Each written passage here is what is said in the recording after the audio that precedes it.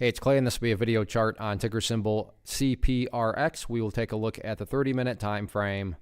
Real quick, what do I mean by 30-minute in case maybe you're new to charts? Instead of each one of these candlesticks here representing 1 day's worth of price action, which is what you would normally see, each one represents 30 minutes. So while this here may look like several days worth of time, it's actually today's price action broken down into 30-minute time slices.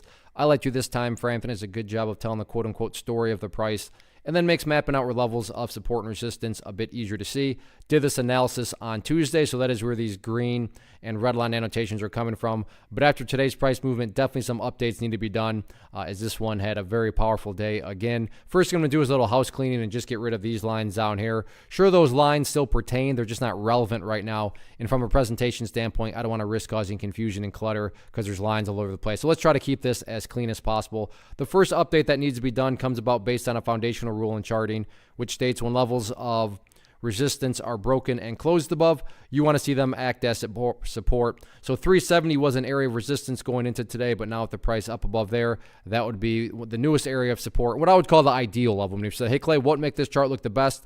Definitely staying above 370. With that being said, though, if the price were to drop below 370, I'm not saying that implies the entire chart's destroyed or anything like that. But yeah, if the price could manage to stay above 370 going forward, that would certainly make the trend look, as healthy as possible.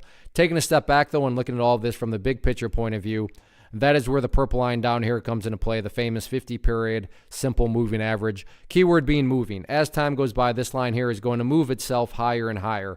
So a very basic yet highly effective way to judge the health of the move, that right there being defined as the move. Just watch that purple line. As long as the price stays above that line, as the line itself moves higher and higher, then the bulls are in full health, the bulls are in full control. However you can best visualize that, that is what is being represented. Again, yeah, staying above 370 would be great, but from the grand scheme of it all, as long as the price is above the purple line, the bulls 100% own the chart.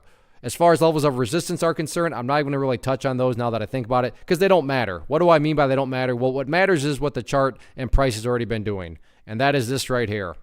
As long as the price keeps on building higher bases, or if you want to picture those as stair steps, so as long as the overall chart keeps building stair steps in the upwards direction, then overall everything else is going to take care of itself, including breaking levels of resistance. So focus on the healthy consolidations and just sit back and let the trend do its thing.